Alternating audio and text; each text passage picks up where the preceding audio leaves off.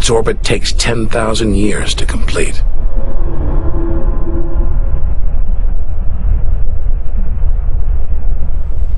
Hang on. There's something else out here. 10 billion miles from home, the space probe Voyager 1. This bundle of aluminum and antennae give us close-up views of the giant planets and discovered many of their strange moons. It's traveling 20 times faster than a bullet, sending messages home.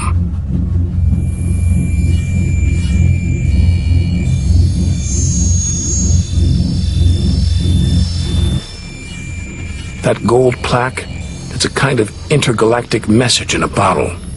A greeting recorded in different languages. Hello from the children of planet Earth.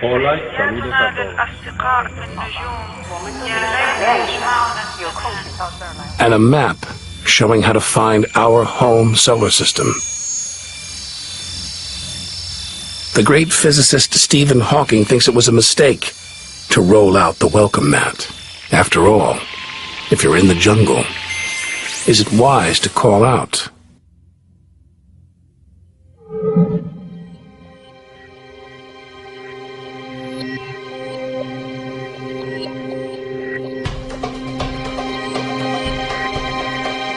These comets look like the ones we saw earlier.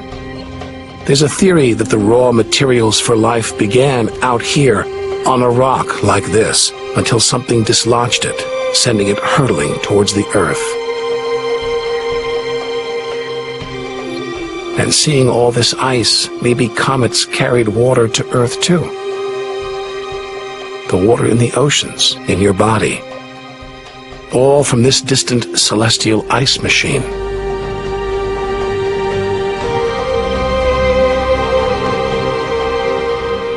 We're 5 million, that's 5 trillion miles from home.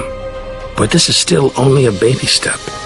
Ahead, trillions of miles, billions of stars. Time to stop looking back and start looking ahead.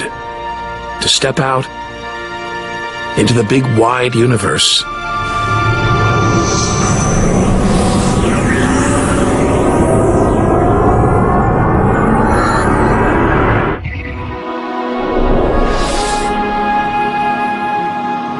Interstellar space.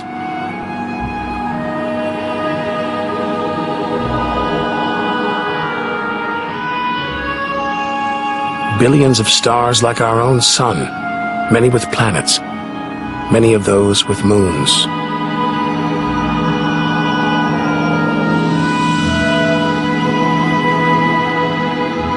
It's hard to know which way to go. There are infinite possibilities. We're going to need a serious burst of acceleration.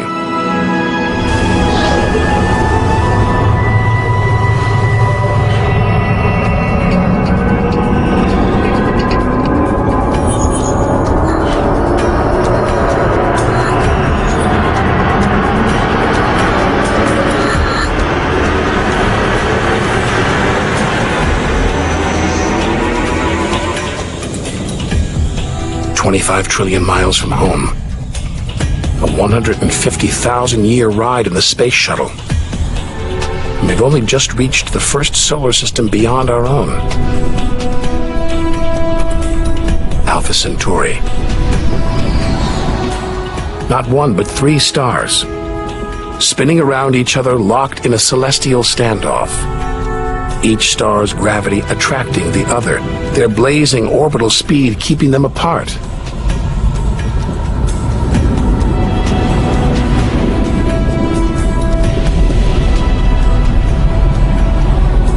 Get between them and we'd be vaporized. Trillions of miles from home. So far that miles are becoming meaningless. Out here we measure in light years. Light travels 6 trillion miles a year, so we are over 4 light years from home. distances so vast, they're mind-boggling.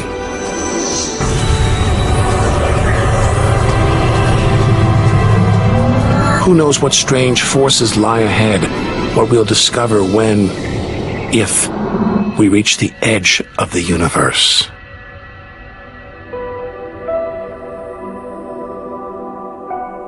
"10 light years from Earth, the star Epsilon Eridani. Spectacular rings of dust and ice, and somewhere in there planets forming out of the debris, being born before our eyes.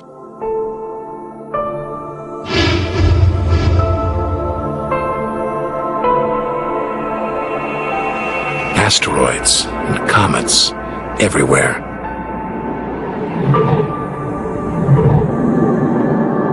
We could almost be looking at our own solar system billions of years ago, with comets delivering the building blocks of life to these young planets.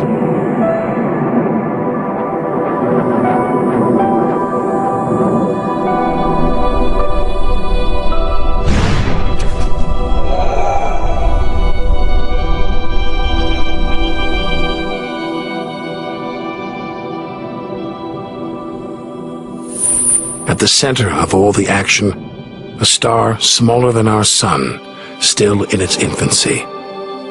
Any life in this solar system would be primitive at best.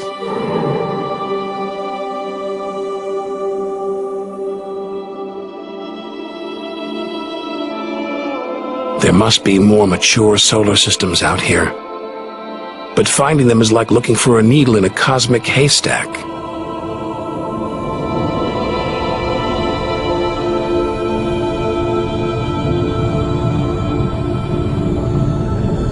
"20 light years from Earth.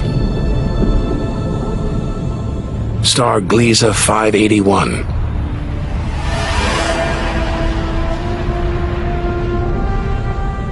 It's about the same age as our sun.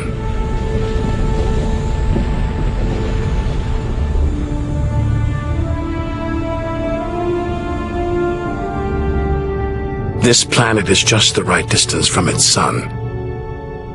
Any closer and water would boil away, any further, and it would freeze.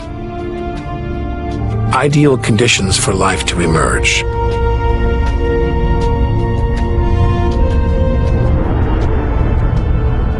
And if a comet has struck, delivering water and organic materials, then life, complex beings like us, even civilizations like our own, could be down there, right now.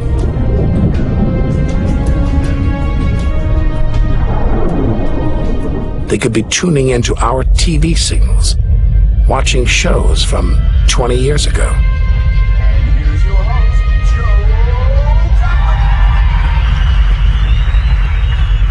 But until we devise a way of communicating over these vast distances, all we can do is speculate. Us and them, living parallel lives, unaware of each other's existence.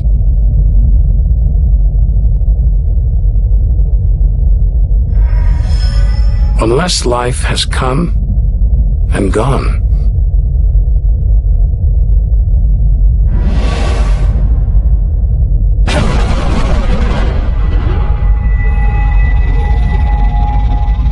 That's the problem with comets. They're creators and destroyers, as the dinosaurs found out the hard way. This is the needle in the cosmic haystack, the closest we've come to a habitable solar system like our own, but it's a chance encounter. There could be hundreds, millions more solar systems like this out there, or none at all.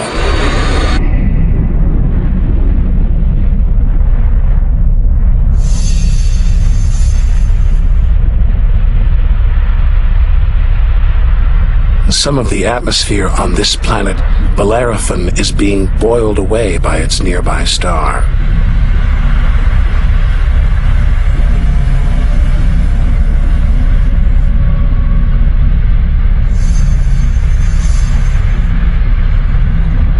From Earth, we can't see planets this far out,